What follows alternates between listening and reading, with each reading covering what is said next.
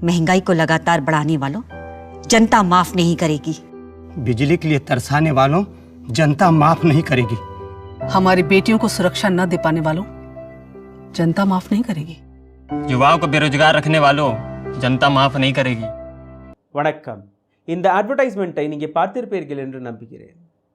அப்படி பார்க்கவில்லை என்றால் 2014ஆம் ஆண்டு அப்போ நடந்த எலெக்ஷன் கேம்பெயினில் வெளிவந்த இந்த வீடியோ, பிஜேபி கட்சி வெளிவிட்ட இந்த வீடியோ, அப்போ இருந்த பிரதமர் மன்மோகன் சிங் அவர்கள் மௌனம் சாதித்து வந்தார். அவருடைய மௌனத்தில் பலவிதமான ஊழல்கள் மறைக்கப்பட்டது. கரப்ஷனில் நம் நாடு சிகரத்தை தொட்ட நேரம் அது. அதற்கு மேலே எல்பிஜி, பெட்ரோல், டீசல் போன்ற விஷயங்களுக்கான அந்த விலைவாசி, வெங்காயம், காய்கறி போன்ற விஷயங்களுக்கான அந்த விலைவாசி, அத்தியாவசிய பொருட்களுக்காக கூட நம் நாட்டு மக்கள் தவித்த நேரம் அது. காங்கிரஸ் அரசாங்கத்தை எப்படியாவது கலைத்துவிட்டு ஒரு மாற்று அரசியலை கொண்டு வர நேரம் வந்துவிட்டது.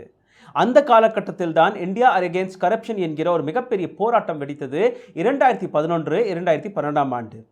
அண்ணா ஹசாரே, அரவிந்த் கெஜ்ரிவால், மணீஷ் சிசோடியா, கிரண் பேதி போன்ற மிக சிறந்த தலைவர்களின் தலைமையில் இந்த போராட்டம் தொடங்கியது. ஒட்டுமொத்த இந்தியாவில் இருக்கும் மூலை முடுக்கில் இந்த செய்தி பரவியது. ஒட்டுமொத்த இந்தியாவில் இந்த போராட்டம் வெடித்தது. அதற்கு முக்கியமான காரணமாக இருந்த நபர்கள் நம் நாட்டில் உள்ள மீடியா ஹவுசஸ்கள். நம் நாட்டு மீடியா அந்த காலகட்டத்தில், அதாவது அப்போ உள்ள யூபிஏ அரசாங்கத்தை பார்த்து கேள்விகளை கேட்டார்கள். அந்த காலகட்டத்தில் இருந்த அனைத்து தவறுகளையுமே மக்கள் நடுவில் கொண்டு வந்து சேர்த்தார்கள். இந்த போராட்டத்திற்கான அவசியத்தை, அந்த இம்பார்ட்டன்ஸை மக்கள் நடுவில் கொண்டு போய் சேர்க்கும் வேலையை நம் நாட்டு மீடியா ஹவுசஸ் செய்தது. இதே மீடியா ஹவுஸ் இன்னைக்கு அரசாங்கத்தை பார்த்து கேள்விகளை கேட்காமல் மக்களை பார்த்து, போராடி வரும் அதே நபர்களை பார்த்து தான் கேள்விகளை கேட்டு வருகிறார்கள். மக்கள் மனதில் ஒரு மிகப்பெரிய அளவில் நம்பிக்கை வந்தது. அண்ணா ஹசாரே, கிரண் பேதி, அரவிந்த் கெஜ்ரிவால் போன்ற நபர்கள் நம் நாட்டை நடத்தினால், இவர்கள் நம் நாட்டிற்காக ஒரு அரசாங்கத்தை கொண்டு வந்தால் நம் நாட்டில் உள்ள பலவிதமான பிரச்சனைகள் முடிந்துவிடும் என்று, நம் நாட்டிலிருந்து கரப்ஷன் ஒளிந்துவிடும், நம் நாட்டு மக்களுக்காக இந்த அரசாங்கம் செயல்படும் என்று. ஆனால் அது நடக்கவில்லை. அண்ணா ஹசாரே ஒரு பக்கம், அரவிந்த் கெஜ்ரிவால் இன்னொரு பக்கம், இரண்டாக பிரிந்து விட்டார்கள். மக்கள் மனதில் ஒரு குழப்பம் மீண்டும் ஒரு முறை வந்துவிட்டது. யாரை நம்புவது என்று? அண்ணா ஹசாரேவை நம்புவதா அல்ல அரவிந்த் கெஜ்ரிவாலை நம்புவதா? அரவிந்த் கெஜ்ரிவால் ஒரு கட்சியை கொண்டு வந்தார். அண்ணா ஹசாரே அதற்கு எதிர்ப்பை தெரிவித்தார். இதற்கு பின் வந்தது 2014க்கான அந்த தேர்தல். இப்போதான் நம் நாட்டு மக்களுக்கு இன்னொரு முறை காங்கிரஸை எப்படியாவது நீக்கிவிட வேண்டும், நமக்கு ஒரு மாற்று அரசியல் தேவை என்று அந்த நம்பிக்கையில் தேடும்போதுதான் இன்னும் ஒரு முறை ஒளி தெரிந்தது நரேந்திர மோடி வழியாக.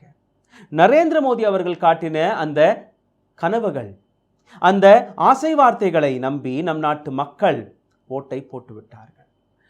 நரேந்திர மோடி அவர்களுக்காக எந்த அளவில் பிரச்சாரம் செய்து வந்தது பிஜேபி கட்சி, நரேந்திர மோடிக்காக எந்த அளவில் நம் நாட்டில் உள்ள அனைத்து மீடியா ஹவுசஸ்களுமே அவர்களுடைய பிரச்சாரத்தில் இறங்கினார்கள் என்ற அனைத்து கதையுமே நீங்கள் பார்த்திருப்பீர்கள். அதிலிருந்து தான் இந்த பிளாக் அண்ட் ஒயிட் அட்வர்டைஸ்மெண்ட் வந்தது. இதில் மிகவும் சீரியஸான கேள்விகளை கேட்டிருந்தார்கள். இந்த அட்வர்டைஸ்மெண்ட்டை இன்னைக்கு காலகட்டத்தில் அவர்களுடைய லோகோவை மட்டும் எடுத்துவிட்டால் இதை மீண்டும் ஒரு முறை நீங்கள் பயன்படுத்தலாம். அன்னைக்கு இருந்த கேள்விகள் தான் இன்னைக்கும் இருக்கிறது. அன்னைக்கு இருந்த பிரச்சனைகள் தான் இன்னைக்கும் இருக்கிறது. அதாவது அந்த லோகோவை மட்டும் தூக்கி விடுங்கள், இதே அட்வர்டைஸ்மெண்ட்டை மீண்டும் ஒரு முறை போட்டு பாருங்கள், இது இன்னைக்குள்ள காலகட்டத்திற்கு பொருந்துவிடும்.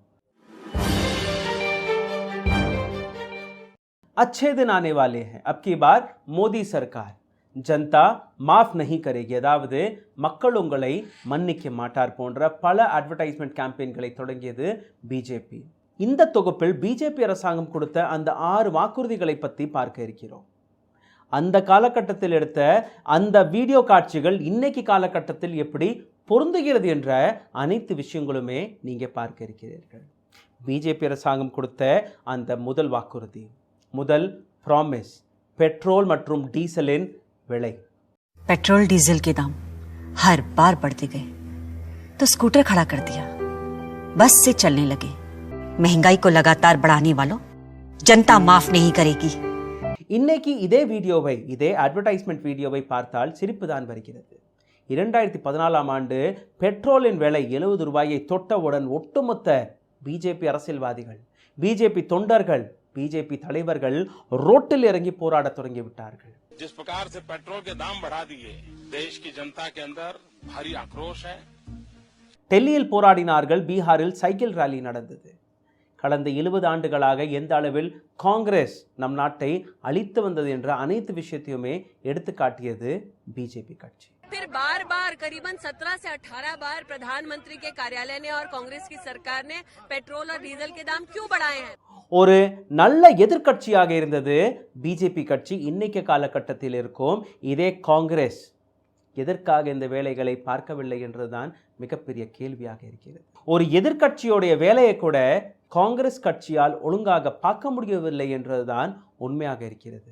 ஆனால் அந்த காலகட்டத்தில் அவர்கள் செய்த அந்த போராட்டத்தின் காட்சிகளையும் நீங்களே பார்த்து விடுங்கள். முக்கியமாக ரவிசங்கர் பிரசாத் அவர்கள், பிஜேபியுடைய அமைச்சராக இருக்கும் இதே ரவிசங்கர் பிரசாத் அவர்கள் பீகாரிலிருந்து அந்த சைக்கிள் ராலியில் என்ன கூறினார் என்ற அந்த வார்த்தைகளை கேட்டுவிடுங்கள். विरोध प्रदर्शन करने के लिए एफडीआई महंगाई और भ्रष्टाचार के खिलाफ प्रोटेस्ट करने के लिए आप कहां तक जाएंगे? अभी मैं जा रहा हूं यहां से कार्यालय तक, वहां से निकल करके हम लोग जाएंगे, धरना प्रदर्शन करेंगे. மும்பை, ஜெய்ப்பூர் போன்ற இடங்களில் 90 ரூபாயும் தாண்டிவிட்டது பெட்ரோலின் விலை. பிஜேபி கட்சி கொடுத்த அந்த வாக்குறுதி, பெட்ரோல் டீசலின் விலையை நாங்கள் குறைத்து விடுவோம் என்று. அதை நம்பிதான் நம் நாட்டு மக்கள் அவர்களுக்கு ஓட்டை போட்டார்கள். ஆனால் இன்னைக்கு 100 ரூபாயும் தாண்ட இருக்கிறது இதே பெட்ரோல் மற்றும் டீசலின் விலை. பிஜேபி கட்சியை சார்ந்த ஐபிஎஸ் அண்ணாமலை அவர்கள் கொடுத்த அந்த ஸ்டேட்மெண்ட்டையும் கேட்டுவிடுங்கள். அதாவது டீசல் மற்றும் பெட்ரோல் விலை உயர்வால் மக்களுக்கு எந்த விதமான பாதிப்பும் ஏற்படவில்லை.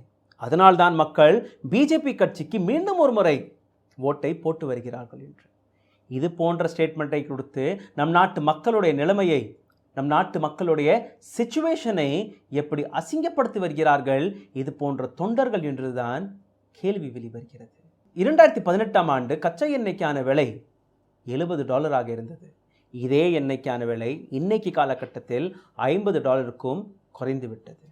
இந்த லாபம் எதற்காக மக்களிடம் போய் சேரவில்லை என்றுதான் நம் நாட்டு மத்திய அரசாங்கம் விளக்க வேண்டும். அதற்கு மேலே எதற்காக $50க்கும் கீழே கச்சா எண்ணெய் விற்கும் போது நம் நாட்டில் மட்டும் டீசல் மற்றும் பெட்ரோலுக்கான விலை உயர்ந்து கொண்டே இருக்கிறது?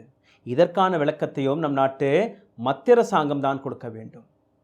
2014ஆம் ஆண்டு பெட்ரோல் டீசலின் விலையை நாங்கள் உயரவிட மாட்டோம் என்ற அந்த வாக்குறுதியை கொடுத்த அதே மோடி அவர்கள் இதற்கான விளக்கத்தையும் கொடுக்க வேண்டும். पेट्रोल के दाम कम हुए कि नहीं हुए, डीजल के दाम कम हुए कि नहीं हुए, आपका फायदा हुआ कि नहीं हुआ?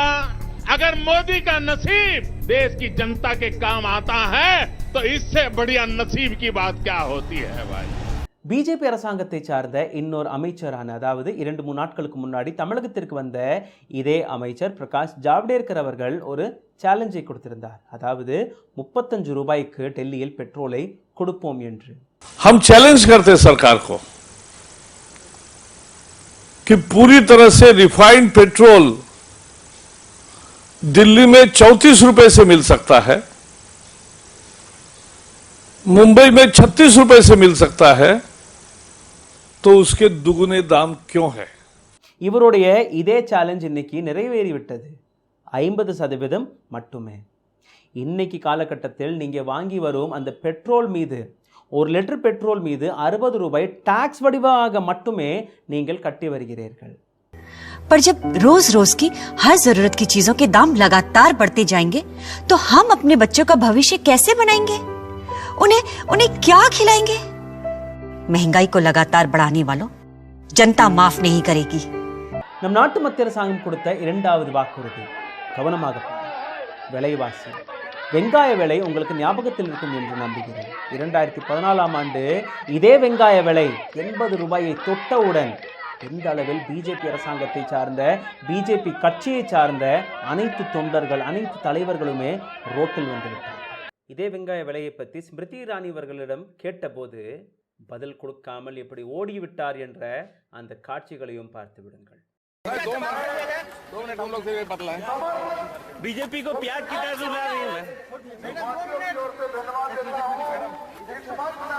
बीजेपी को प्याज कितना अनुदान दी है?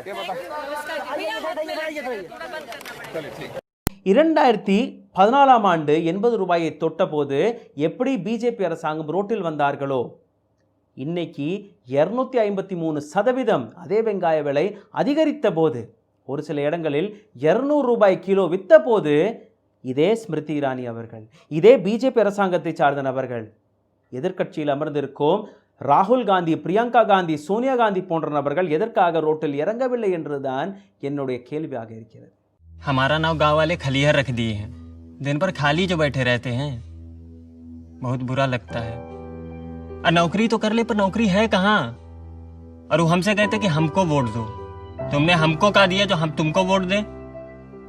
पड़े आए वोट मांगने वाले, युवाओं को बेरोजगार रखने वालों, जनता माफ नहीं करेगी। நம் நாட்டு பிரதமர் காட்டின மூன்றாவது கனவு, மூன்றாவது வாக்குறுதி. झारखंड की कई माताएं बहनें दिल्ली के अंदर बर्तन साफ करने के लिए मजबूर हो जाती है। भाइयों बहनों, रोजगार आपको आपके प्रदेश में मिलना चाहिए कि नहीं मिलना चाहिए? और इसलिए भाइयों बहनों, हमने मेक इन इंडिया का अभियान चलाया है। हम चाहते हैं छोटे छोटे कारखानों का जाल बिछे, हर गांव गली मोहल्ले में रोजगारी का अवसर पैदा हो। நம் நாட்டில் உள்ள வேலையில்லாத பட்டதாரிகள், வேலையில்லாத இளைஞர்களுக்கு இந்த வேலை வாய்ப்பு கிடைக்க இருக்கிறது என்ற அந்த கனவை காட்டினார். 2013-14ஆம் ஆண்டில் இருந்த அந்த அன்எம்ப்ளாய்மெண்ட் ரேட்டை கொஞ்சம் பார்த்து விடுங்கள், 4.9%. அதே அன்எம்ப்ளாய்மெண்ட் ரேட் இன்னைக்கு காலகட்டத்தில் 2020ஆம் ஆண்டு முடிய இருக்கிறது, இன்னைக்கு காலகட்டத்தில் 9.1% இருக்கிறது. சிந்தித்து பாருங்கள். आखिर कर क्या रही है सरकार? हमारी बेटियों को सुरक्षा न दे पाने वालों, जनता माफ नहीं करेगी. இந்த அட்வர்டைஸ்மெண்டில் காட்டின அந்த 4வது கனவு, மோடி அவர்கள் வித்த அந்த 4வது கனவை பார்த்து விடுங்கள். நம் நாட்டு பெண்களுக்கான பாதுகாப்பு. 2012ஆம் ஆண்டு Nirbhaya case, murder and rape case நடந்தது டெல்லியில். ஒட்டுமொத்த இந்தியாவில் இருந்த நபர்கள் அனைவருமே ரோட்டில் இறங்கி போராடினார்கள். ஒரு கோபம், ஒரு ஆக்ரோஷம் இருந்தது, நம் நாட்டில் ஒரு சரியான லா கூட இல்லை என்று. அப்போதான் இதே மோடி அவர்கள் அந்த விஷயத்தையுமே வித்துவிட்டார், ஒரு சில ஓட்டிற்காக. பெண்களுக்கான பாதுகாப்பை கொண்டு வர இருக்கிறேன் என்று. பஹுத் ஹுவா நாரி பர்வார், அப்கி பார் மோடி சர்க்கார். பெண்கள் மீது நடக்கும் அநியாயத்தை தடுக்கிறதற்காக மோடி அரசாங்கம் தான் ஒரே தீர்வு. மோடி அரசாங்கம் வந்தவுடன் நம் நாட்டு மக்கள் மனதில் ஒரு மிகப்பெரிய அளவில் நம்பிக்கை வந்துவிட்டது. நம் நாட்டு பெண்களுக்கு பாதுகாப்பு கிடைத்துவிடும், நம் நாட்டு மத்திய அரசாங்கம் கூறியபடி நம் நாட்டு பெண்களுக்கு அந்த பாதுகாப்புக்கான அனைத்து விஷயத்தையுமே மோடி அவர்கள் செய்து விடுவார்கள் என்று. ஆனால் அதற்கான உண்மையும் கொஞ்சம் பார்த்து விடுங்கள். இதே அரசாங்கத்தை சார்ந்த ஒரு மிருகமான எம்எல்ஏ குல்தீப் சிங் சேகருடைய கதை, Unnao rape and murder case உங்கள் அனைவருக்குமே ஞாபகத்தில் இருக்கும் என்று நம்புகிறேன். ஜூன் 4ஆம் தேதி 2017ஆம் ஆண்டு 17 வயது ஒரு பெண்மணியை கேங் ரேப் செய்து, அந்த பெண்ணுடைய தகப்பனாருக்கு முன்னாடியே வைத்து கேங் ரேப் செய்து அந்த தகப்பனாரை கொன்றுவிட்டார்கள் இந்த நபர்கள். அடுத்த நாள் இதே குல்தீப் சிங் சேங்கரை காப்பாற்றுவதற்காக இதே பிஜேபியுடைய தொண்டர்கள் போராடினார்கள். குல்தீப் சிங் சேங்கர் மேலே எந்த விதமான தவறும் அல்ல, அவரை சிக்க வைத்து விட்டார்கள் என்ற அந்த போராட்டத்தை நடத்தினார்கள். அந்த போராட்டம், அதாவது ஒரு ரேபிஸ்டை காப்பாற்றுவதற்காக, ஒரு மர்டரரை காப்பாற்றுவதற்காக இதே பிஜேபி அரசாங்கம் செய்தது. இதே பிஜேபி அரசாங்கம் தான் பெண்களுக்கு பாதுகாப்பு கொடுக்க இருக்கிறோம் என்ற அந்த வாக்குறுதியையும் கொடுத்தார்கள். இது மட்டுமல்ல, 8 வயது சிறுமியான ஆசிஃபா உங்களுக்கு நன்றாகவே ஞாபகத்தில் இருக்கும் என்று நம்புகிறேன். ஒரு கோவிலில் வைத்து அந்த பெண்ணை கற்பழித்து கொலை செய்து போட்டுவிட்டார்கள். அந்த குற்றவாளிகளை, அந்த ரேபிஸ்டை, அந்த மர்டரரை காப்பாற்றுவதற்காக பிஜேபியை சார்ந்த 2 அமைச்சர்கள் களமிறங்கினார்கள், ஒரு குற்றவாளியை காப்பாற்றுவதற்காக. அது மட்டும் பத்தாது என்று ஜம்முவில் இதே குற்றவாளிகளை காப்பாற்றுவதற்கு போராட்டம் வெடித்தது, ஒரு குற்றவாளியை காப்பாற்றுவதற்காக. சிந்தித்து பாருங்கள்.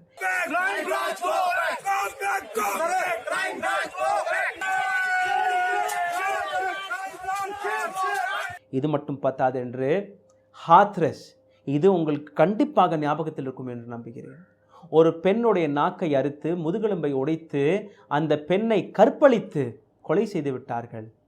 ஹாத்ரஸ், உத்தரப்பிரதேஷ், யோகி ஆதித்யநாத்துடைய அரசாங்கம், பிஜேபியுடைய அரசாங்கம் இரவு 2 மணி அளவில் யாருக்குமே தெரியாதபடி அந்த குடும்பத்திற்கு அந்த சடலத்தை கூட கொடுக்காதபடி அதை எரித்து விட்டார்கள். எந்த அளவில் நம் நாட்டு பெண்கள் பாதுகாப்பாக இருக்கிறது, எந்த அளவில் அந்த வாக்குறுதி நம் நாட்டு பிரதமர் கொடுத்த வாக்குறுதி இன்னைக்கு செயலில் இருக்கிறது என்று நீங்களே பார்த்து तो सेंगर की घटना आप कह रहे हैं, उसमें बिल्कुल जो है हमारे कुलदीप सेंगर जो है वहाँ उस दिन थे भी नहीं।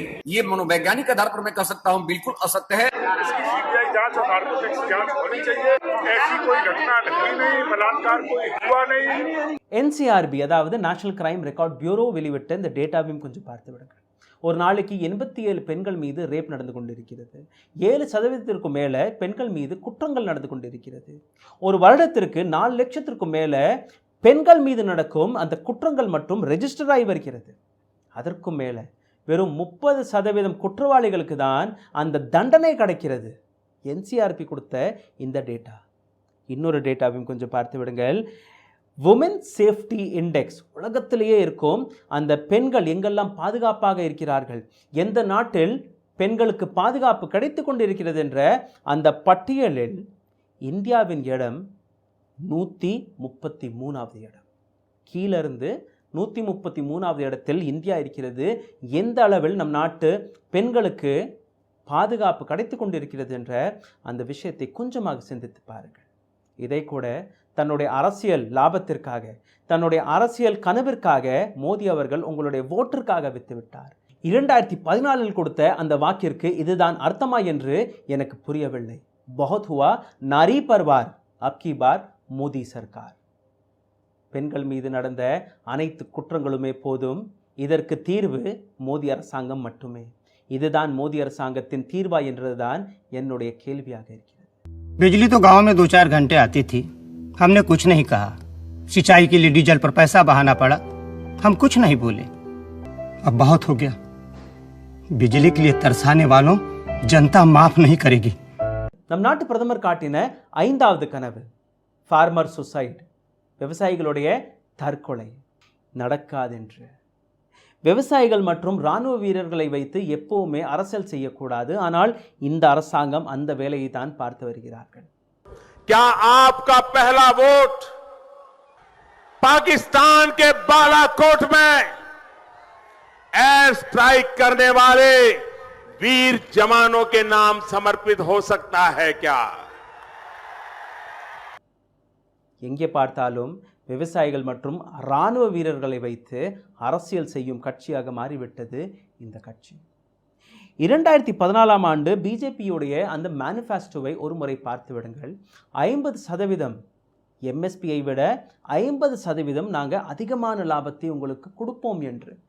இதே பிஜேபி அரசாங்கம் வென்றவுடன், மோடி அவர்கள் பிஎம்மாக பதவி எடுத்தவுடன் அடுத்த வருடம், அதாவது 2015ஆம் ஆண்டு சுப்ரீம் கோர்ட்டிற்கு போய் எங்களால் இந்த எம்எஸ்பி 50% அதிகமான எம்எஸ்பியை கொடுக்க முடியாது என்று சப்மிட் பண்ணிவிட்டார்கள். 2014இல் எலெக்ஷனிற்கு முன் இவர்கள் கொடுத்த அந்த ப்ராமிஸ் 50% அதிகமான எம்எஸ்பி. இன்னைக்கு அதுதான் நம் நாட்டு விவசாயிகள் போராடி வருகிறார்கள். ஃபுட் கார்ப்பரேஷன் ஆஃப் இந்தியாவிற்கு ஒரு உத்தரவை கொடுத்திருக்கிறது நம் நாட்டு அரசாங்கம். அதாவது 23 வகையான விளைந்த பொருட்களை வாங்குவதற்காக, கொள்முதல் செய்வதற்காக. ஆனால் வெறும் அரிசி மற்றும் கோதுமையை மட்டும் கொள்முதல் செய்து வருகிறது ஃபுட் கார்ப்பரேஷன் ஆஃப் இந்தியா. இந்த எம்எஸ்பி சட்டமாக மாறிவிட்டால் இன்னைக்கு 80,000 கோடி ரூபாய் மட்டும்தான் FCI food corporation of India விவசாயிகளிடமிருந்து அந்த பொருட்களை கொள்முதல் செய்து வருகிறார்கள். அதாவது ஒட்டுமொத்த விளைச்சலிலிருந்து வெறும் 6% மட்டும்தான். இது சட்டமாக மாறிவிட்டால் அந்த 6% என்கிற அந்த விளையும் பொருட்கள் 60%, அதாவது விவசாயிகள் விளைத்த 60%ஐ நம் நாட்டு அரசாங்கம் வாங்கியே தீர வேண்டும். எம்எஸ்பி ஒரு சட்டமாக மாறிவிட்டால் நம் நாட்டு அரசாங்கத்தின் மீது 15 லட்சம் கோடி ரூபாய் பாரம் வந்துவிடும் என்று பிஜேபி அரசாங்கம் கூறி வருகிறது. இதற்கு பின்னாடி உள்ள உண்மை, நம் நாட்டு விவசாயிகள் ஒரு சாதாரண லாபத்திற்காக தான் விற்று வருகிறார்கள். அந்த பொருட்களை கொள்முதல் செய்து நம் நாட்டு அரசாங்கம் வெளிநாடுகளுக்கு எக்ஸ்போர்ட் செய்து வந்தால், உள்நாட்டு சந்தையில் விற்பனை செய்து வந்தால் அதிலிருந்து வரும் லாபம் நம் நாட்டு அரசாங்கத்திற்கு போய் சேரும். இன்னைக்கு காலகட்டத்தில் இந்த அனைத்து லாபமுமே நம் நாட்டு விவசாயிகள் நம் நாட்டிற்காக உழைத்து பாடுபட்டு நம் நாட்டு அரசாங்கத்தின் கையில் கொடுக்கும் அந்த அனைத்து லாபமுமே இன்னைக்கு கார்ப்பரேட் கையில் போகிறது, வியாபாரி கையில் போய் வருகிறது. நம் நாட்டு அரசாங்கம் இந்த பொறுப்பை ஏற்றுக்கொள்ள தயாராகவில்லை. எங்களுக்கு இந்த பொறுப்பு தேவையில்லை என்று இது போன்ற வேளாண் சட்டத்தை திணித்துவிட்டு அனைத்து லாபத்தையுமே கார்ப்பரேட் கையில் கொடுக்க முன்வந்து விட்டார்கள் நம் நாட்டு அரசியல்வாதிகள். நம் நாட்டு விவசாயிகள் கேட்கும் ஒரே ஒரு கேள்வி என்னவென்றால், இந்த சட்டத்தை எங்கள் மீது திணிக்காதீர்கள், இந்த சட்டம் எங்களுக்கு வேண்டாம் என்று. இந்த சட்டத்தை ரத்து செய்து எங்களுடன் இன்னும் ஒரு முறை உட்காருங்கள், எங்களிடம் இருக்கும் அனைத்து கேள்விகள் அனைத்து பிரச்சனைகளையுமே தீருங்கள், எங்களுடைய ஆலோசனைகளை கேளுங்கள், எங்களுக்கான ரிஃபார்ம்ஸ்களை எங்களிடம் கேட்டுதான் நீங்கள் கொண்டு வர வேண்டும். எங்களுடைய ரிஃபார்மை யாரோ ஒரு நபர் எழுதக்கூடாது. எங்களுடைய விளைச்சலுக்கு என்ன தேவை என்று எங்களுக்கிட்டே கேட்காமல் எப்படி ஒரு ரிஃபார்மை, எப்படி ஒரு சட்டத்தை உங்களால் கொண்டு வர முடியும் என்கிற கேள்வியை தான் நம் நாட்டு விவசாயிகள் கேட்டு வருகிறார்கள். நம் நாட்டு விவசாயிகளுடைய இன்னொரு உண்மையும் கொஞ்சம் பார்த்து விடுங்கள். 40க்கும் மேலே விவசாயிகள் தன்னோட உயிரை இழந்து விட்டார்கள். நேற்று விவசாயிகளுக்காக போராடி வந்த ஒரு லாயர் அங்கே விவசாயிகள் படும் கஷ்டத்தை பார்க்க முடியாமல் தற்கொலை செய்து விட்டார். மோடி அவர்கள் காட்டின அந்த கனவிலேயே திரும்பி வந்து விடலாம். அதாவது விவசாயிகளுடைய தற்கொலைக்கான அந்த கனவு. நம் நாட்டில் தற்கொலையே நடக்கவில்லை. நம் நாட்டு விவசாயிகள் சந்தோஷமாக வாழ்ந்து கொண்டிருக்கிறார்கள். ஒரு விவசாயி கூட 3 வருடத்தில் தற்கொலை செய்யவில்லை என்று நம் நாட்டு அரசாங்கம் காட்டி வந்தது. அதற்கான டேட்டாவை வெளிவிடவில்லை. 2019 எலெக்ஷன் முடிஞ்சவுடன் இந்த டேட்டா வெளிவந்தது. அந்த டேட்டாவில் வெளிவந்த விஷயம், ஒரு நாளைக்கு 28 விவசாயிகள் தற்கொலை செய்து வருகிறார். கடந்த 3 வருடமாக ஆவரேஜ் எடுத்து பார்க்கும்போது ஒவ்வொரு நாளைக்கும் 28 விவசாயி தற்கொலை செய்துதான் வந்திருக்கிறார்கள். நம் நாட்டு மத்திய அரசாங்கம் இந்த டேட்டாவையே மறைத்துவிட்டு மக்களை ஏமாத்தி தான் வந்திருக்கிறார்கள். पढ़ाई लिखाई के खर्चों ने हमारी जेबें खाली कर दी, फिर भी मन मारकर काम चलाया. महंगाई को लगातार बढ़ाने वालों जनता माफ नहीं करेगी. மோடி அவர்கள் காட்டின அந்த 6வது கனவு, அதாவது எஜுகேஷன், கல்வி. இந்த எஜுகேஷன் சிஸ்டம் இன்னைக்கு ஆன்டி நேஷனல் ஸ்டூடெண்டாக மாறிவிட்டது. நம் நாட்டு மத்திய அரசாங்கம் இதைத்தான் எடுத்துக்காட்டி வருகிறார்கள். JNU, Jamia Millia, IIT, DU போன்ற யூனிவர்சிட்டிஸ்களில் அனைத்து ஆன்டி நேஷனல் எலிமெண்ட்டுமே சேர்ந்து விட்டார்கள். அவர்கள் கேள்வி கேட்டு வருகிறார்கள், அரசாங்கத்தை பார்த்து கேள்வி கேட்டு வருகிறார்கள், தன்னுடைய உரிமைக்காக போராடி வருகிறார்கள். இது தவறு. நம் நாட்டு அரசாங்கம் இதைத்தான் எடுத்து காட்டி வருகிறது. இந்த ஸ்டூடெண்ட்கள், இந்த மாணவர்கள் மீது UAPA போன்ற வழக்கை போட்டு, அதாவது ஒரு தீவிரவாதி மேலே போடப்படுற அந்த வழக்குகளை போட்டு சிறையில் அடைத்து வருகிறது நம் நாட்டு மத்திய அரசாங்கம். இவர்கள் காட்டின கனவு இதுதானா என்கிறது தான் என்னுடைய கேள்வியாக இருக்கிறது. எஜுகேஷன் சிஸ்டத்தை மாற்றி அமைக்கிறதற்காக நம் நாட்டு பிரதமர் எந்த அளவில் போராடி வருகிறார் என்று அந்த விஷயத்தையும் கொஞ்சம் பார்த்து விடுங்கள். ஜியோ யூனிவர்சிட்டி, எந்த யூனிவர்சிட்டி பேரில் எந்த விதமான பில்டிங்கும் இல்லையோ, மாணவர்கள், ப்ரொஃபஸர், ஸ்டாஃப், பில்டிங் எதுவுமே இல்லையோ, இந்த யூனிவர்சிட்டி தொடங்கக்கூடப்படவில்லையோ, அந்த யூனிவர்சிட்டிக்கு நம் நாட்டு பிரதமர் வழங்கிய அந்த பட்டம் இன்ஸ்டிடியூட் ஆஃப் எமினன்ஸ், இந்தியாவில் இருக்க மிக சிறந்த யூனிவர்சிட்டிக்கான அந்த பட்டத்தை கொடுத்து விட்டார். 1000 கோடி ரூபாயும் நம் நாட்டு மத்திய அரசாங்கம் அதற்காக ஒதுக்கிவிட்டது. அது மட்டும் பத்தாது என்று நம் நாட்டு அரசுக்கு சொந்தமான காலேஜ்கள், யூனிவர்சிட்டிகள், அதில் என்ன பண்ணியிருக்கிறார் அதையும் கொஞ்சம் பார்த்து விடுங்கள். இந்த டுக்டே கேங், JNU, DU, IIT இதெல்லாம் விட்டுவிடலாம். முக்கியமாக இருக்கும் அந்த அரசுக்கு சொந்தமான யூனிவர்சிட்டிஸ்கள், காலேஜ்கள், அங்கே என்ன நடந்திருக்கிறது அதையும் பார்த்து விடுங்கள். FTII என்கிற ஒரு யூனிவர்சிட்டி மற்றும் SRFTI, இங்கே 1500 ரூபாய் என்ட்ரன்ஸ் ஃபீஸாக இருந்தது. அந்த என்ட்ரன்ஸ் ஃபீஸை உயர்த்தி 10,000 ரூபாயாக உயர்த்தி விட்டது நம் நாட்டு மத்திய அரசாங்கம். இதற்கு மேலே IIMCயோடைய டியூஷன் ஃபீஸ் மட்டும் 100% அதிகரித்து விட்டது. அது மட்டும் பத்தாது என்று IIT, MTechோடைய ஃபீஸ் 900%, 900% அதிகரித்திருக்கிறது. இதுதான் பிஜேபியின் எஜுகேஷன் சிஸ்டமாக இருக்கிறது. இது வெறும் 6 வாக்குறுதிகள் மட்டும்தான். இது போன்ற ஆயிரக்கணக்கான வாக்குறுதிகளை நம் நாட்டு பிரதமர் நம் நாட்டு மக்களுக்கு வழங்கிதான் வந்திருக்கிறார். கடந்த 6.5 வருடத்தில் எத்தனையோ வாக்குறுதிகளை நம் நாட்டு பிரதமர் கூறியிருக்கிறார். அந்த அத்தனை வாக்குறுதிகளுக்கும் பட்டியல் போட்டு பார்த்தால் இந்த பதிவு பத்தாது. மோடி அவர்களுடைய நல்ல நேரம் காங்கிரஸ் மீது இருக்கும் அந்த கோபம், மக்கள் மனதில் காங்கிரஸ் மீது இருக்கும் கோபம் இன்னும் தணியவில்லை. மோடி அவர்களை பார்த்து யாருமே கேள்வி கேட்பதில்லை. ஏனென்றால் கோதி மீடியா, அனைத்து கோதி மீடியாவும் மக்களை பார்த்து தான் கேள்வியை கேட்கிறார்கள். அரசாங்கத்தை பார்த்து யாருமே கேள்வி கேட்பதில்லை. எங்கள் போன்ற பத்திரிகையாளர்கள் ஒரு சில கேள்விகளை கேட்டுவிட்டால், நம் நாட்டில் உள்ள மாணவர்கள் ஒரு சில கேள்விகளை கேட்டுவிட்டால் எங்கள் மீது UAPA போன்ற வழக்குகள், CBCIDயை வைத்து மிரட்டி வருகிறார்கள். எங்களை கேள்வி கேட்காதபடி கனவுகளை காட்டி ஒரு சில ஆசை வார்த்தைகளை பேசி உங்களிடம் ஓட்டை மட்டும்தான் இந்த நபர்கள் கேட்டு வருகிறார்கள். மேடையில் ஏறி ஒரு பச்சை துண்டை போட்டால் மட்டுமே அவர் விவசாயியாக மாற முடியாது. அந்த பொய்யை தான் உங்களிடம் பேசி வருகிறார்கள், காட்டி வருகிறார்கள். இந்த அரசியல்வாதிகள் பச்சை துண்டை போட்டதால் அவர்களால் விவசாயியாக மாற முடியுமா என்கிற கேள்வியை அவர்களையே பார்த்து கேட்டு பாருங்கள். அடுத்த முறை உங்களிடம் ஓட்டிற்காக வரும் இந்த நபர்களை பார்த்து எங்களுக்காக, எங்களுடைய கான்ஸ்டிட்யூன்சிக்காக, என்னுடைய விவசாயிக்காக, என்னுடைய தெருவுக்காக நீங்கள் என்ன செய்ய போகிறீர்கள் என்ற அந்த வாக்குறுதியை வாங்கிவிடுங்கள். ஒரு அரசியல் கட்சி அல்ல, ஒரு அரசியல் தலைவரை பார்த்து ஓட்டை போடாதீர்கள். அந்த நபர் உங்களுடைய கான்ஸ்டிட்யூன்சிக்கு என்னெல்லாம் செய்ய இருக்கிறார், என்னெல்லாம் செய்ய போறார் என்கிற அந்த விஷயத்திற்காக ஓட்டை போடுங்கள். அந்த நபரை பற்றி நன்றாக தெரிஞ்சு கொண்டு உங்களுடைய ஓட்டை போடுங்கள். நன்றி, வணக்கம்.